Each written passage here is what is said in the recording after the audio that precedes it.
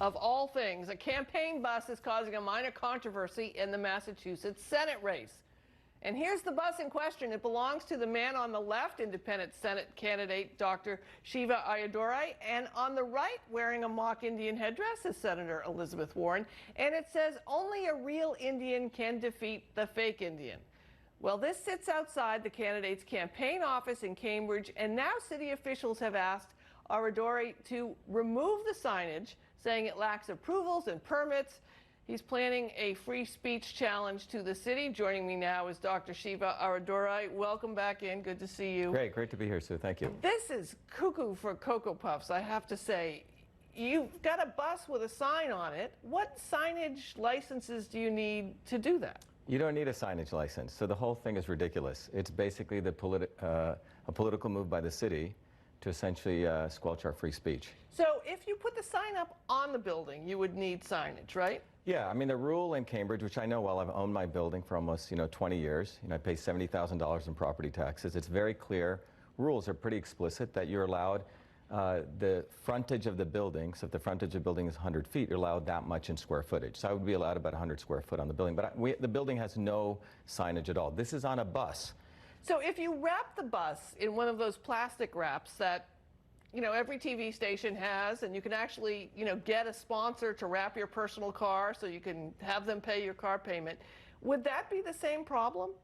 Well, that's what the city's saying. You see, the fundamental issue here is last year in March, we had the signage which said Shiva for Senate, be the light. In June, we changed it to Shiva for Senate, fight for America. In March of this year, a year after the bus had been parked in the same spot, we changed the signage to only a real Indian can defeat the fake Indian, which everyone loves. And that is when we got... everyone loves it. Well, everyone loves it. Not everyone Well, you leave out the it. 1 out of 100 people, but beyond that, people love it. Some people complain about it. Some people are offended by it. Some people think it's, but that's actually not even the point, actually. It's irrelevant because, in America, we're supposed to have the ability to have disagreement. At least I thought that's what it was supposed to be. So where are we now? Where are you now with Cambridge, the city of Cambridge? We have filed a lawsuit Sunday morning. This past Sunday morning, we filed a federal lawsuit. Two causes. One is a cause in the violation of the U.S. Constitution, First Amendment, and also violation of the Massachusetts Constitution. And we're going to prevail because it's so egregious what the city's doing, and it's obviously motivated by Elizabeth Warren. Well, do you really think it's Elizabeth Warren, or do you think it's just folks either not paying attention or responding incorrectly to a complaint or two, or just somebody out to get you? That's well, no, it's Elizabeth Warren because we are leading in the campaign by July, we believe, will overtake Warren. And if you can look at the reaction that Warren has unleashed by using her power within some of the local media, look, the Boston Globe put the 3 pictures of 3 other candidates and left out the dark Indian guy, okay? But the thing with this, though, is I think you're absolutely right on this case. I mean, I'm not a lawyer, but I know a thing or two about free speech. I don't think I would set you up to win if I were Elizabeth Warren, to win a federal case, freedom of speech. Well, people are stupid.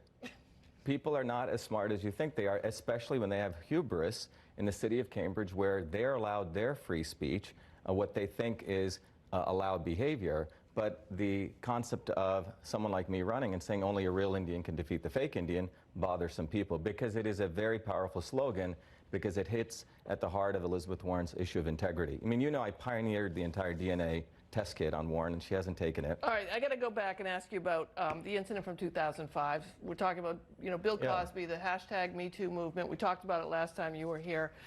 You had been accused of an assault. Did you have a non-disclosure agreement in that settlement with that person? We did, because it was to protect her.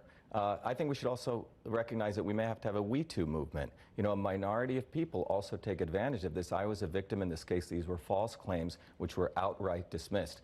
Look, we got to understand Massachusetts is extremely pro-women, right? So if there was an iota of truth, it would never have been dismissed. The fact is my case was outright dismissed, and this is extremely important for people to understand. So that's what it is. All right, Shiva, thanks for coming in. Great to see you. We'll have you back again soon.